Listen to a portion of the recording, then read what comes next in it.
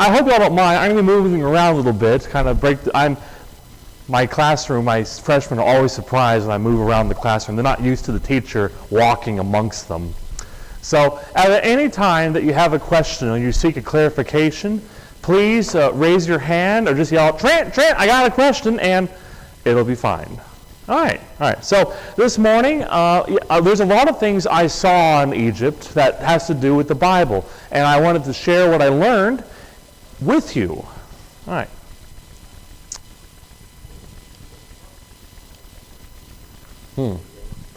Oh, there we go. So just for the record, I've divided up our lesson into 4 distinct sections. To make sure we understand what we're talking about, I'm going to provide a very, very brief background on Egypt's history. Then I'll talk a little bit about Joseph, and then talk about Moses, of course. And then I'll talk about how Egypt's culture, its history, has influenced some of the ways we look at God and Christianity and some of our own traditions. All right. So the first thing you need to know is that ancient Egypt spans thousands of years of history, thousands and thousands of years. But there are 3 what we call golden ages in Egypt's history. The Old Kingdom, this is think of it as the time when Abraham would have lived. He probably visited the Old Kingdom near its conclusion. Now the Old Kingdom is when the pyramids would have been built. Okay, so the pyramids were already around when Joseph and Moses were in Egypt. In fact, Abraham most likely would have also seen the 3 Giza pyramids. The Middle Kingdom, okay, between each kingdom, there's typically a period of unrest, economic disparity or economic hardship, military upheaval, invasions. So between each kingdom, there's typically a 100, 200-year period of disruption, you might say. Middle Kingdom, Joseph would have appeared during the Middle Kingdom. The Middle Kingdom is known for its advances in literature, poetry, and language, and governance. All right? And then, of course, there's another period of disruption between the Middle Kingdom and the New Kingdom. New Kingdom, it's the height of Egypt's military, it's the height of its wealth, and it's when a lot of the kings would have been buried in the Valley of the Kings or the Valley of the Queens. Any questions insofar? I know I'm kind of cramming 3,000 years in 3 minutes, but all right. So just when I talk about Old Kingdom, Middle Kingdom, New Kingdom, that's what you got to think about. Pyramids, literature, and let's say gold. Gold and power is that last one. All right. So here I have a little timeline here. I'm going to be talking about Shishak here. He's one of our he's one of our people in the Bible who is mentioned, and we have very strong physical, archaeological proof of his existence and his interaction with the Bible. Okay? Then I just want to highlight this time period, 1550 to 1070. That'd be about the time when Moses would have appeared in Egypt. Then you have the Middle Kingdom about 200, 300 years earlier, around the time of Joseph. And then the Old Kingdom, way, way back, 4,600 years ago. Many, many years ago. So I'm going to start here and explain Shishak a bit more. Okay, Shishak, he was a Libyan Egyptian pharaoh. And we know from 2 Chronicles what he did. It says, 2 Chronicles chapter 12. Because they had been unfaithful to the Lord, Shishak, king of Egypt, attacked Jerusalem in the 5th year of King Rehoboam, with 1,200 chariots and 60,000 horsemen, and the innumerable troops of Libyans, Sukkites, and Cushites that came with him from Egypt. He captured the fortified towns of Judah and came as far as Jerusalem. Now, as far as archaeology goes, this verse in the Bible and the archaeological evidence they have found is the sitting point which all biblical archaeology is done. Like when they look at the Bible's timeline and when they look at the archaeology, they start here because of this wall. I have some close-ups later, but this is at the major temple complex of Karnak. And Shishak, like most pharaohs, he bragged, and he bragged a lot. He would say, look at all these towns I conquered, and here I have all the names, And now, quite ironically, he's not known as much as for his conquest, but as much as for his interaction with the Bible. I don't know if you can see it here, but that's him kind of standing right there. I got a couple close-ups. See, that's him. He's standing on his chariot. He's talking about his war against Judah and King Rehoboam. All right. Now, notice here, I have some close-ups later, but I'll see all these people. Now, around them, they have little names on them, little names written in Egyptian hieroglyphs. Those names are all the towns of Judah and some of the other towns in Canaan that he raided and pillaged. If you can squint just a little bit, you can notice how these people had their hands tied around their back. That's the Egyptian hieroglyph for slave or captive, a conquered person. And if you squint even just a little bit more, and I have some close-ups later, you'll notice they have a beard. Egyptians liked to, when they depicted foreigners in their hieroglyphs, they had a beard because Egyptians were all clean-shaven. That way, because they had a very strong dislike of lice. Yeah. Now you'll notice, of course, that some parts have been scratched off. Unfortunately, Shishak was not liked by some of the later Egyptian pharaohs, so a lot of times they would go and deface some of the things he had done. All right, see, here's that close-up I was talking about. Here's the name of some of the towns. This would be Beth-Shan, Gibeon, Megiddo, Shunem, and see you have there's their hands down behind their backs, little beards. Okay, so that's Egyptian captive slaves, the Hebrew towns, the Judah towns. All right. So that's him there. 2 Chronicles chapter 12. Now it tells us in 1 Kings that in the 5th year of King Rehoboam, this is how I dated things. I went back in the Bible, did some research, timelined everything. So we know that he was king for 5 years. And then here we are, that's when Solomon dies, 921, or just about. For the record, some of these dates can be a bit hard because, well, we know in the Bible, like archaeologists like to date things by the movement of the sun, the moon, but we know from the Bible that God sometimes stopped the sun or he had it move somewhere, like in Joshua, like the day he stopped the sun, and it tends to mess up the chronology a little bit. So I looked last night, for example, I was looking at 3 different sources, and they all had 3 different opinions on the timeline. But I'm going out based off what the Bible is telling us, based upon 926, because a lot of people are very sure that's the year that Shishak attacked Jerusalem and Judah. So 5 years Solomon dies, and we know that Solomon reigned 40 years. And over here in 1 Kings it tells us, when he started building the temple, it told us that in his 4th year, that that the Exodus had been 400 in, where is it? Yeah, 480 years. Thank you. 480 years. So we can typically date the Exodus to this year, 1447 BC. And that was a very, very interesting time in Egypt's history, which I'll get more into that in a moment. All right, now I want to talk a little bit about Joseph. So we know here that that's when Moses led, well, we can guess, scholarly guess, that Moses led the Israelites out of Egypt here. So we know, but it tells us, up here, Exodus 12, 40, 41. Now the length of time the Israelite people lived in Egypt was 430 years.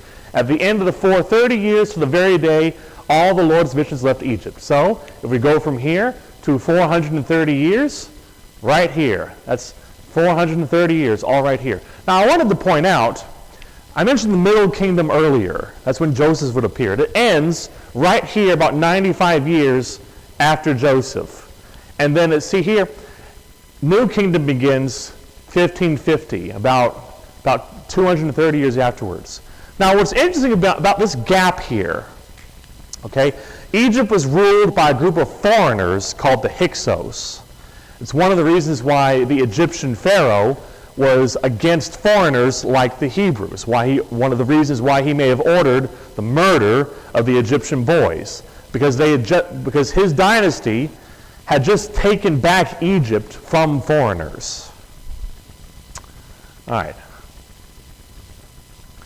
And here, there's a little bit about Abraham here. Okay, Israel enters Goshen and settles in Egypt around 1877. We know that Jacob was born about 130 years earlier, based upon what the Bible tells us. And then, so Abram would have been somewhere in this 25-year period between when he leaves Haran or leaves Ur and when Isaac is born. That story about him entering Egypt and meeting Pharaoh is somewhere in this 25-year period, and that's near the end of the Old Kingdom. All right, so let's talk about Joseph a little bit. Joseph, as you know, he enters Egypt as a slave. He rises to become the right hand of Pharaoh, his vice president, you might say, except a little bit more useful, if you would agree with me.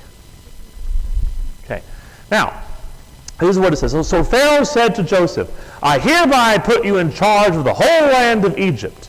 Then Pharaoh took his signet ring from his finger and put it on Joseph's finger. He dressed him in robes of fine linen and put a gold chain around his neck. He had him ride in a chariot as his second in command, and people shouted before him, Make way!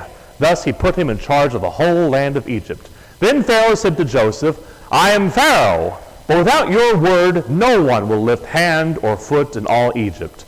Pharaoh gave Joseph the name Zephanath-Paneah, and gave him Asenath, daughter of Potiphar, priest of On, to be his wife.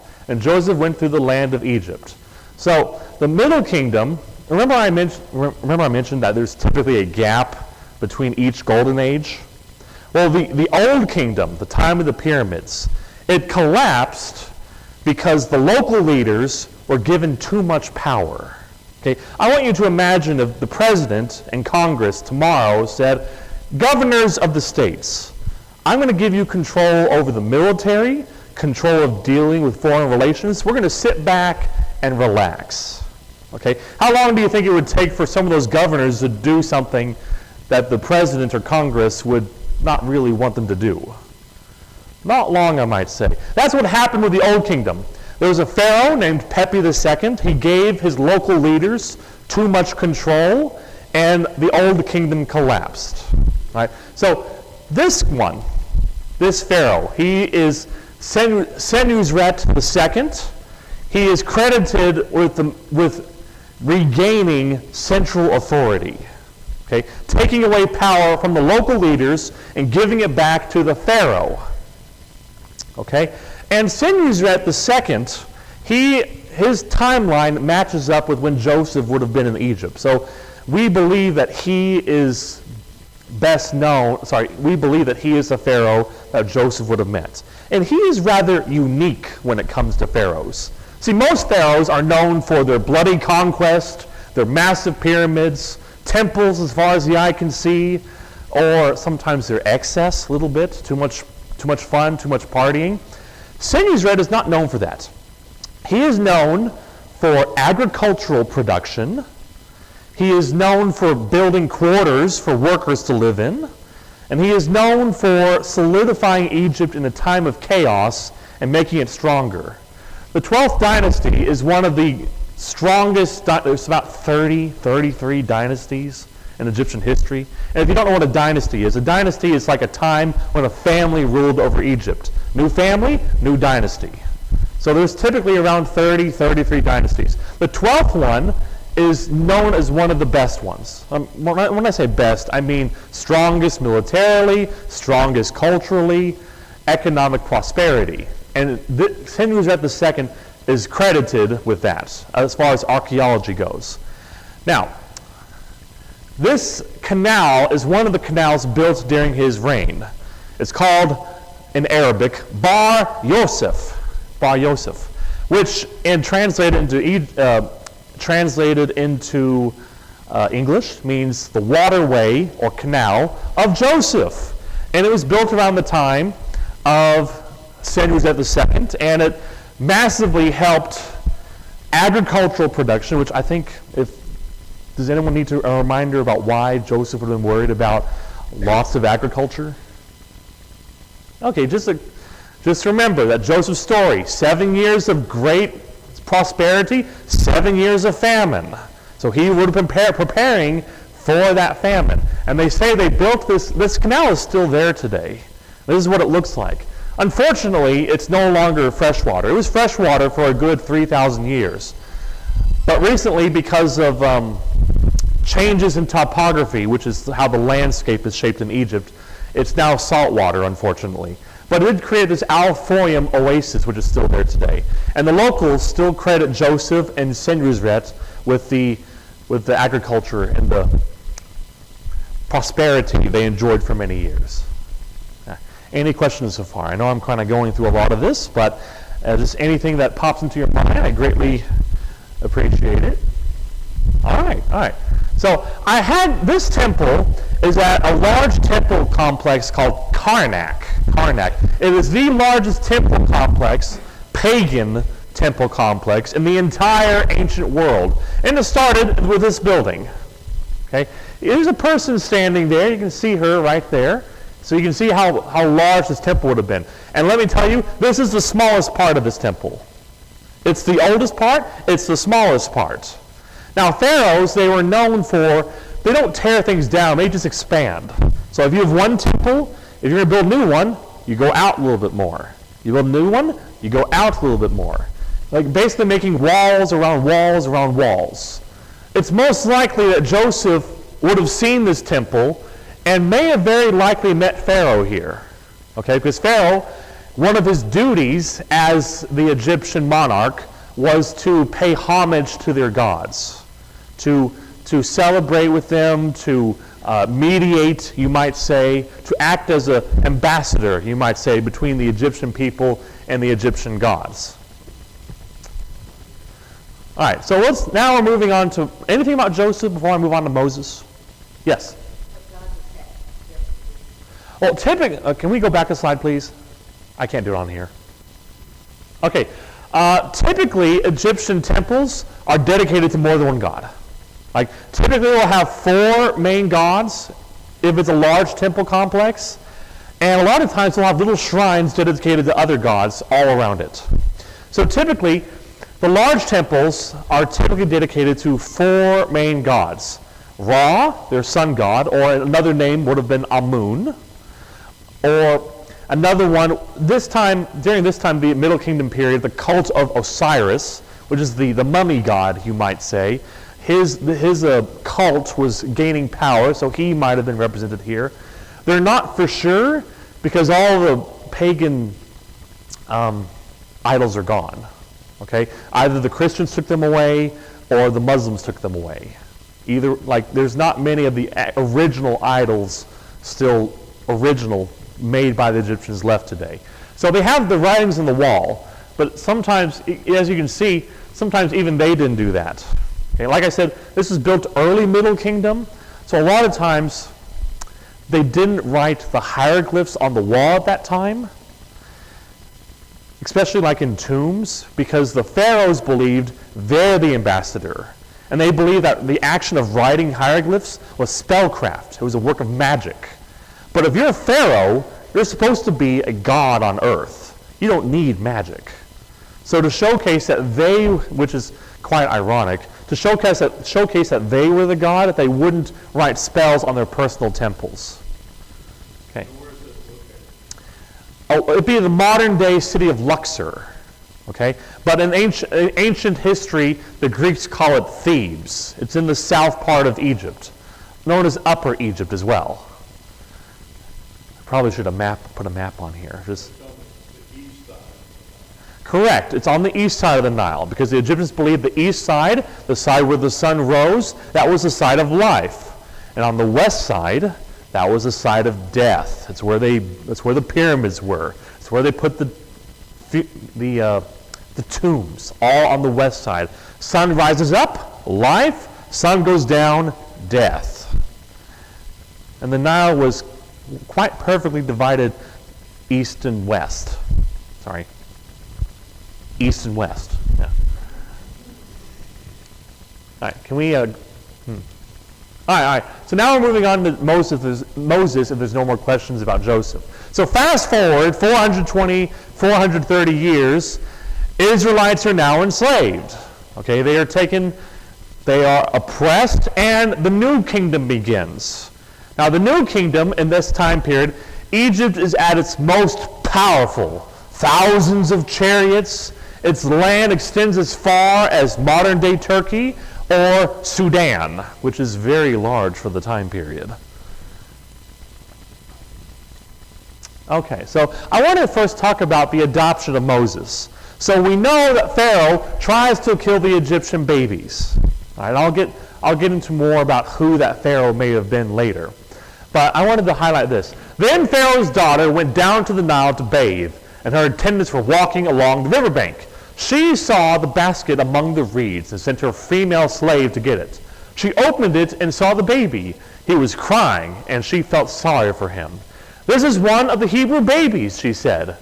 Then her sister asked Pharaoh's daughter, which is a reference to Miriam, so we're talking about Moses' sister. Then his sister asked Pharaoh's daughter, "Shall I go and get one of the Hebrew women to nurse the baby for you?" "Yes, go," she answered. So the girl went and got the baby's mother. Pharaoh's daughter said to her, "Take this baby and nurse him for me, and I will pay you." So the woman took the baby and nursed him. When the child grew older, she took him to Pharaoh's daughter, and he became her son. She named him Moses, saying, "I drew him out of the water." Now, the part I want to talk about here is the actual name of Moses. Now, for those of you that don't know, for those of us who study language, the study of the origin of words is called etymology. Etymology. It's where we learn our words. And the farther back you go, the harder it becomes to know what the word means. The Hebrews tell us one way, the Egyptians tell us another. I'm going to talk more about the Egyptian origin for what Moses may have meant. There are many pharaohs around Moses' time that were named. Now, it says, oh, can we go back? I clicked it. Wrong clicker. Okay, this one.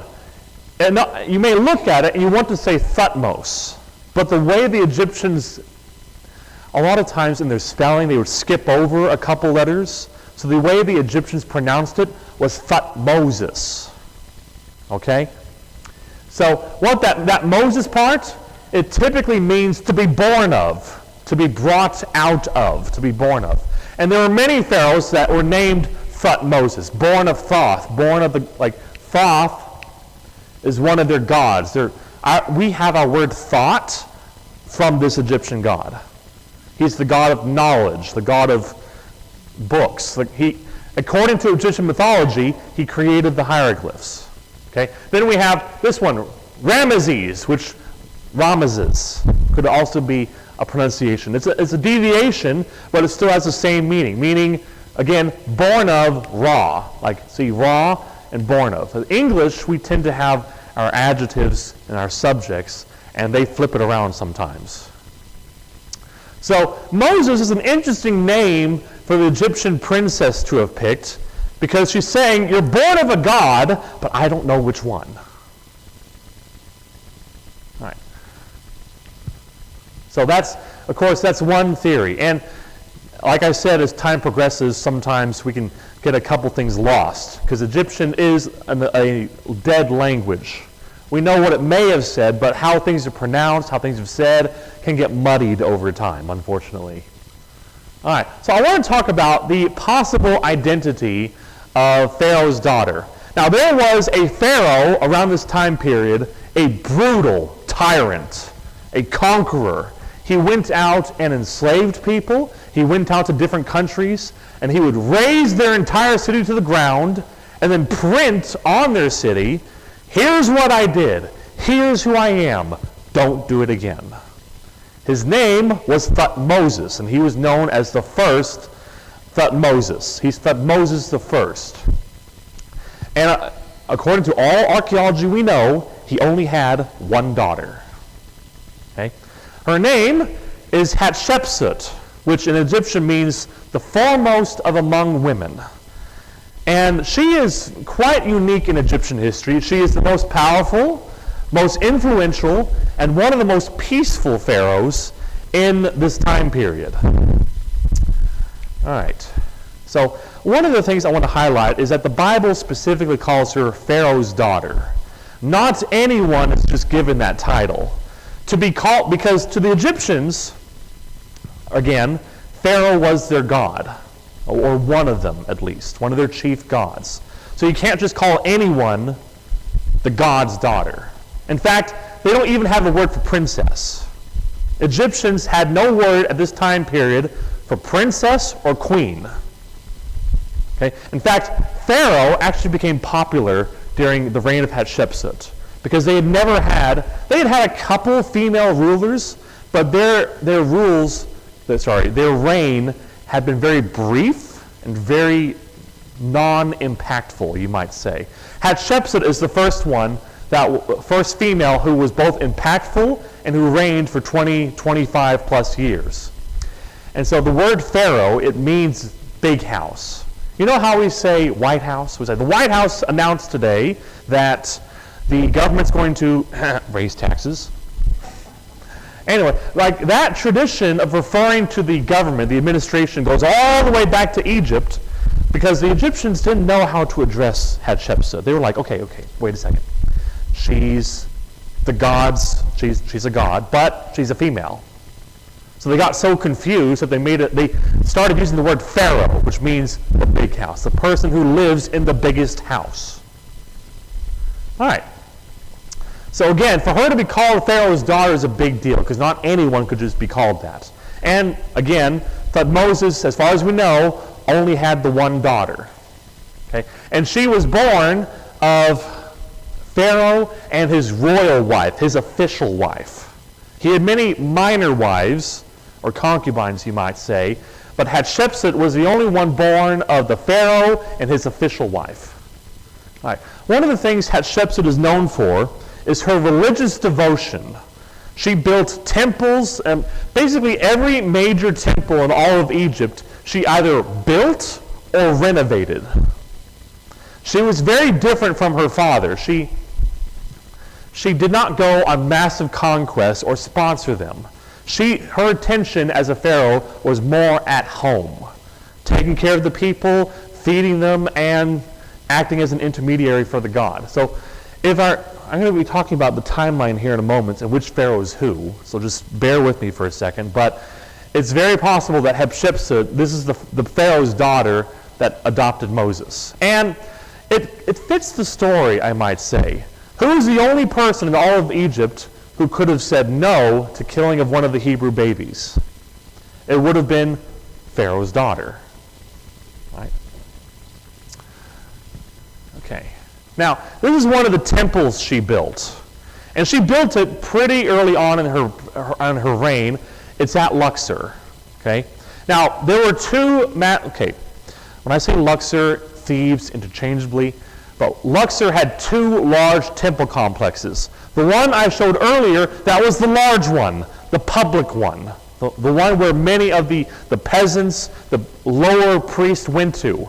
This one above me, behind me, this is the private one, the more that was for the pharaoh's use only, that typically only the pharaohs could use.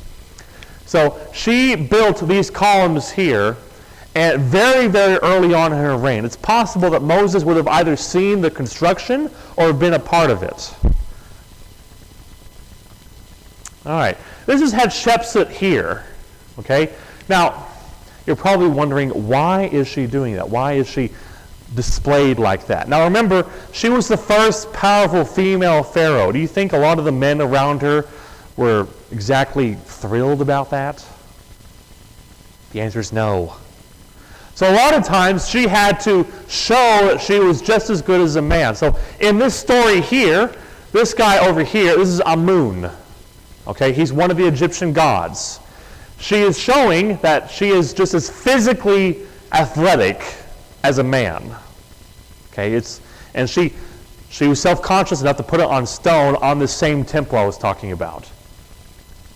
All right, this is one of the temples. See, behind here, this valley, you see this valley up here? Can y'all see the lazy pointer? Okay, back there, that's the Valley of the Kings. This is on the west side of the Nile. And this is her funerary complex, one of the major temples she built. It is carved into the mountain. You're probably wondering, how did he get this picture? It's very high up. The answer is hot air balloon going in the wrong direction. All right. So here, it's a lot of text. I'm going to go over it. Here you have a lot of the pharaohs that were involved in Moses' story. So Moses the first, brutal tyrant, very much against foreigners. We believe that he is Hatshepsut's father. We believe that Thutmose first is the one that ordered the death of the children. Okay. Eventually, he dies, and Thutmose II takes over. He is technically Hatshepsut's half-brother. He was born of Pharaoh and a concubine. So Hatshepsut would, in the eyes of a lot of Egyptian nobility, would have had more claim to the throne than Thutmose II. Okay? So these two, they're married. Now he dies early on. Now we believe that he may have been the one that throws out Moses. Like when Moses commits the crime, he sees people being oppressed, he kills one of the Egyptian slave drivers, and Pharaoh says, I'm going to kill him. He committed a crime. And Moses flees to Midian. Okay? We believe this is Moses II. All right, because he would have, if Hatshepsut adopted Moses, this guy would have not been happy with that. So, Moses eventually dies during the reign of Hatshepsut starts her reign. It's long but brief by our way of looking at things. She reigns about 22, 25 years. Now, during that, this guy, Moses II, he had a son, not with Hatshepsut, but someone else. And his name was, the name of the next guy in line, Thutmose III. This guy, you thought Thutmose first was bad? This one is way worse. Okay? He took what his grandfather did times 10. He expanded Egypt. They call him the Napoleon of Egypt. Like he was Egypt's probably most brilliant tactician. In fact, his tactics were so brilliant that, let me put this in perspective. A British general in World War I used his same tactics and won a battle in World War I. That's like a battle at Megiddo. That's how relevant and brilliant he was. Okay? Now, as soon as Moses II dies, this one was supposed to become king. He doesn't for 22, 23 years. Hatshepsut sends him off to military school. And he stays there for about the first 20, 30 years of his life. Eventually, she dies, and then he finally becomes pharaoh. But Moses III would have been pharaoh in 1447 BC at the time of the Exodus. So that there is who we believe to be the pharaoh of the Exodus, the one that Moses would have talked to. And I don't think that Moses III would have been happy to see him. The adopted son of his hated stepmother. All right. This one I put up here because Moses III, he had two sons. This is not the first one. This pharaoh is the pharaoh after Moses III, but he's not the firstborn. Okay, which we all know from the story of the Exodus. All right, so the 10th plague, the death of the firstborn of Pharaoh dies. Now this one, his name, the firstborn, we know his name, Amenemhat. Okay, and we know he was not a kid. He was actually a grown man. And we know this because he was given a title. He was the overseer of cattle. Okay, which we also know that a lot of the livestock died during the 10 plagues. So what's interesting is that he wasn't a kid who died young, like many kids do in the ancient world. He was a fully grown man who was healthy enough to be given a title and had a position in Pharaoh's government. Okay, but he died. No one knows, okay, according to the archaeology, they don't know why. He just disappears. But he does not become pharaoh after Moses III. This one does. Amenhotep.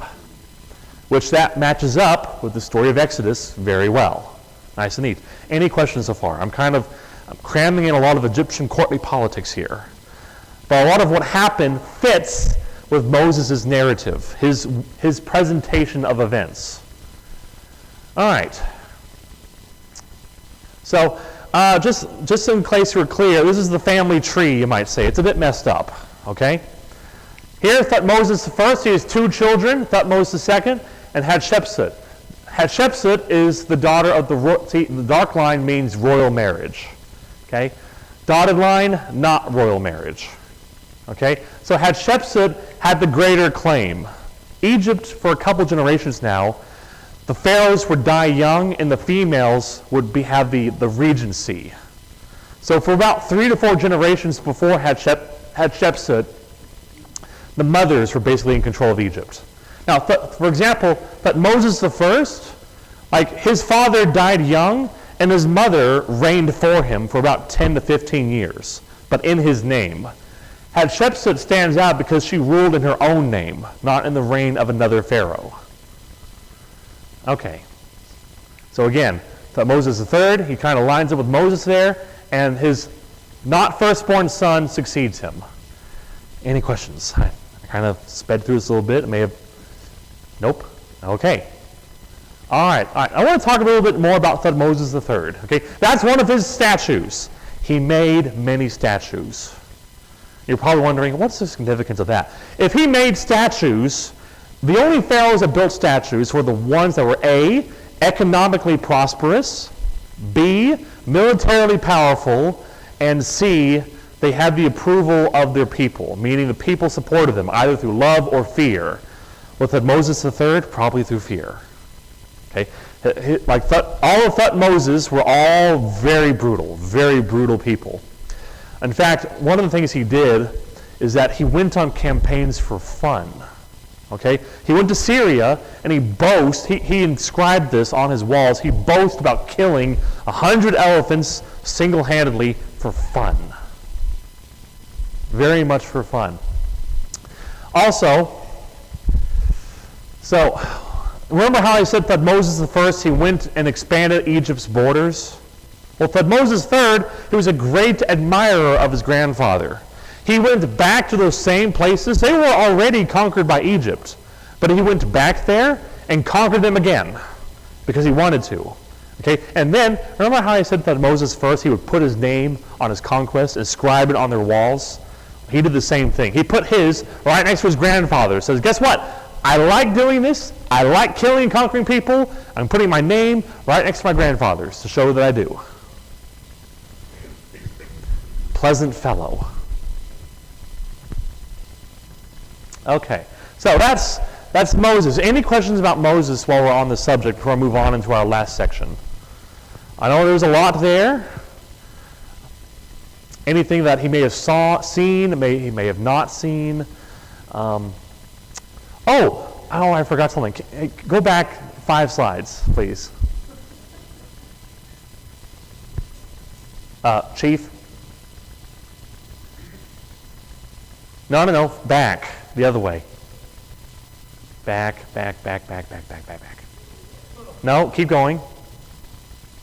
Another one. Keep going. Yeah, one more. 2 more. All right, stop. Right there.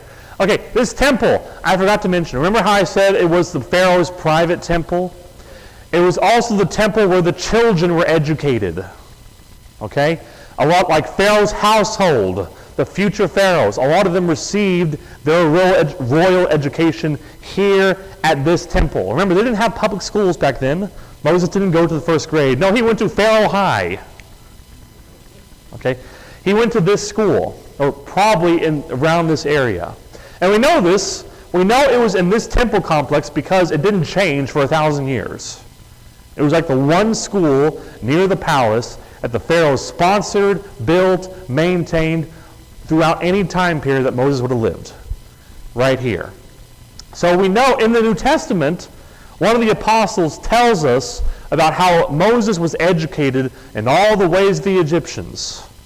And we'll see that in our archaeology a little bit later. We'll all talk specifically about that.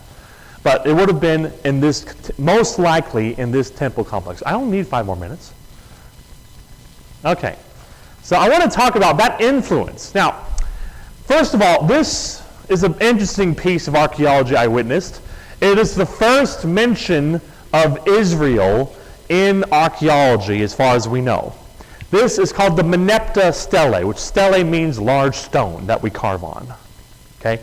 And right down here, I've highlighted it here. You see this little dark spot? It's also down here. That is Israel and Egyptian hieroglyphs. And now when it says Israel, it does not refer to it as the kingdom of Israel, but as the land, tribe, people of Israel. They had specific hieroglyphs for referring to a foreign nation, and they don't here. They refer to it as the tribal hill people of Israel. This hieroglyph here, it means like, I know it's kind of scratched out, but yeah. But anyway, I want to talk about the shape. Can anyone tell me anything from the Bible that you've seen, perhaps, that you remember, made of stone with lots of inscriptions on it? The Ten Commandments. And that's the reason it's shaped like this is because the Egyptians believed, like a lot, they worked with hieroglyphs. They worked with shapes. And so when they cut with their stone, they also had a certain shape. If it's shaped like this, it means it's a commandment from God. Like this Merneptah stele, it was made by Pharaoh. He's a god, remember? So if it's curved like this, it means, look at this. This is a commandment made by your God. So that's why we believe the Ten Commandments would have been shaped like this, because where did Moses get his education? Egypt. So he most likely would have not copied, but been influenced by that. All right, so you have that again here. Now remember when Moses left Egypt, they made a statue, and when he was receiving the Ten Commandments from God, and the Hebrews, they were nervous, they became unfaithful, they started worshiping a golden calf. This is one of those calves that they worshipped in Egypt. This is a shrine to the goddess Hathor. Okay? I won't go into what she was worshipped by, it was quite disgusting, but the point is, that's what it would have been shaped like. Okay, this is from the King Tut collection. Okay, now can anyone think of something from the Bible that would have been similar to this? The Ark of the Covenant. Now inside, you can take the lid off here, but inside would have been scrolls dedicated to that God. Now where did Moses put the Ten Commandments? Once he had brought after he destroyed them the first time, then brought them back, where did he put them? In the Ark of the Covenant, and they carried it around. So again, this Egyptian influence, okay? Like God spoke to his people in a way they understood, okay? In a way they could understand him. And at the time, how long had they been living in Egypt? 400 years. So it's not that God is influenced by them, but he wanted to talk to his people in a way they understood. All right, last part. I wanted to highlight the kingship of Egypt versus the kingship of God. When Jesus and God talk about kingship, their idea of kingship is vastly different. Theirs is one of sacrifice, one of service to their people. The apostles had a hard time understanding this. They talked about being Jesus' right hand. And Jesus is like, are you sure? Are you sure you want that? Because it's not what you think it is. Because to the mind of the apostles, to the mind of the Hebrews, this is what a king was. A brutal warrior, one who fought on their behalf. One who fought, conquered, enslaved, taxed. That was king. That was Pharaoh. And when you see this is the first one. This is one of the last ones. And it's repeatedly through that. And aren't we glad that we worship a different king than Pharaoh? Amen. All right. I have a couple fun pictures here. You know, we always complain about walking through the desert. This is the desert. These are mountainous rocks. It's that way for 100 miles. And they tell me that Sinai is like this. That's the Red Sea in the background. You know what? I love God. I would hope I'd be faithful, but man, I might complain too. Okay. This is the Red Sea. It's very, very clear. That little part of the bottom, that is red coral. It's one of the reasons why it's called the Red Sea. The Red Sea is called the Red Sea for 3 reasons. 1, because of the red coral. 2, because red may also be reed. Like there's lots of reeds in the Red Sea. 3, because every once in a while when a volcano erupts, some of the gases in the earth leaks into the water and gives it a red look. All right. Here pyramids, of course, the 3 large pyramids of Giza. All right, a little fun fact for the day. Which one is the biggest? The one on the right? Okay, who says one on the left? All right, who says the middle? You're right, you're right. Okay, so the largest one is the one on the left. It's further away and it's lower. This one was built on a hill above it. These are three, this is grandfather, father, and son. Three pharaohs, same dynasty. Khufu, Khephren, and Menkaura. I went inside this one. It was cramped. Very cramped. All right. Anyway, there's the large pyramid. Abraham would have, oh, that's me, I think. Yeah. Abraham would have seen this. Moses would have seen this. Joseph would have seen this. This was here before Abraham, most likely. No, that was just the part they carved out. All right, and someone asked me if I actually rode a camel. The answer is yes. They stink and it's uncomfortable. 2, one person has asked me if there was many crocodiles. I only saw 3, and I held one in my hands. And what really shocked me is that it felt like a leather purse. That was my first thought. I was like, you know what? I've had purses before. This is like one of those, except with teeth. They do make good boots. All right, and that's it. Now, I had a couple questions. I hope you'll indulge me for a second. I may have overspent my time a little bit. Someone asked me, how well is God's message received in Egypt? It's not received well. Okay, they do have some Christians there, but Egypt's modern-day law is very strict and oppressive towards Christians. Like, for example, if you're a Christian, you're taxed more, and typically you have less rights. Okay, now, legally, you have equal rights, but in practicality, you don't. All right.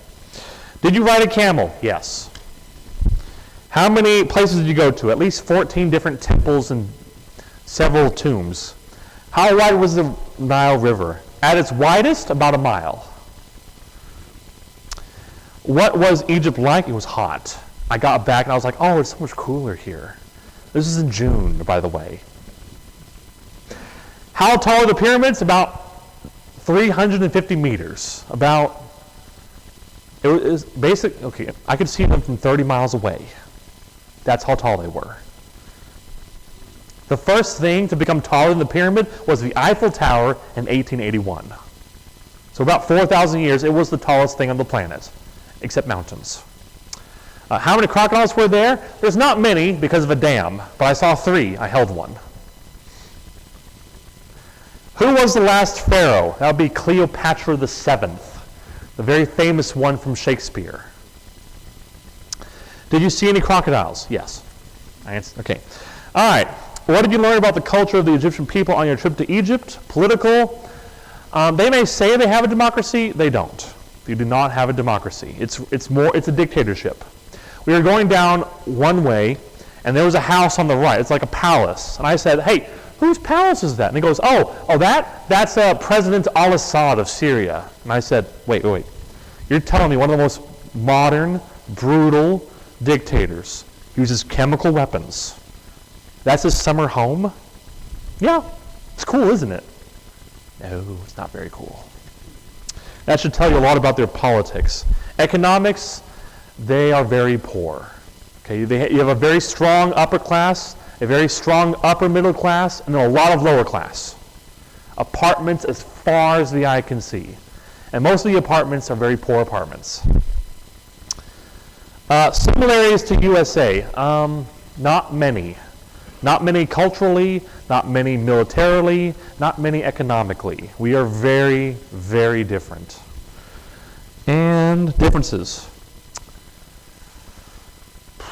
I will say one of the things I did notice about the Egyptian people is that they are very welcoming of strangers. As long as you come into their home, they will offer you food and drink. They're very community. Their community is very strong. And I'm not saying our community is not strong. I'm just saying theirs here would walk out on the streets every night and talk with people, eat, drink, everything, party, every night. Like, it's a very, very strong community. And that's it.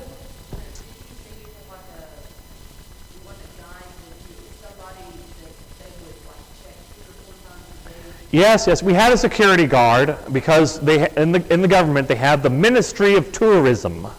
It's very Orwellian, if you might ask me. Okay. Anyway, the Ministry of Tourism. They're afraid of tourists being spies. So if you're a tourist, you have to make a plan when you go to Egypt. You can't just go willy-nilly. So anyway, this guard, he goes with you to A, protect you from other Egyptians who might want your money, and B, to protect Egypt from you, because you might be a spy. All right? Every hour, the ministry would call him and say, hey, are your tourists safe? Yes. Are they still with you on the plan? Yes. If he says no, we're in a lot of trouble. Okay? All right. Any other questions? Yes. Everything was grilled. Everything was grilled. There was lots of fruit, but I couldn't eat a lot of the fruit because they would wash it. And like in the Nile, there's trash everywhere. They don't have a public trash service. Okay? So the Egyptians leave their trash everywhere. If you're rich, you can pay someone to take care of the trash. But otherwise, they dump it in the streets, they dump it on the sidewalk, they dump it in the neighbor's yard, they dump it in the Nile. It is very unclean.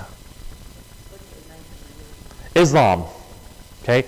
There was a large Christian influence in the early centuries for about 600 years, from the first century around the time of the apostles to about 600, 700 AD, and then the Muslims conquered it, and over a period of centuries, a large portion of the population converted to Islam, typically through either threats of force or taxation. One of the things the Muslims did is that when they took over a place, they said, if you're Muslim, you don't have to pay as much taxes. If you're not, you pay more taxes. Yes? What? Was what? Egypt, the Nile, the streets, what? Very dirty. Don't walk barefoot. Okay. I know I kind of exceeded my time. Please forgive me. Are there any other lingering questions? Now, if you want to come by tonight, I'll have more pictures of my trip, other places I've seen, and we'll not talk more about this, but just talk about Egypt itself, its places, some locations. All right. Thank you very much. If you have any other questions, just come see me. I'd be happy to answer.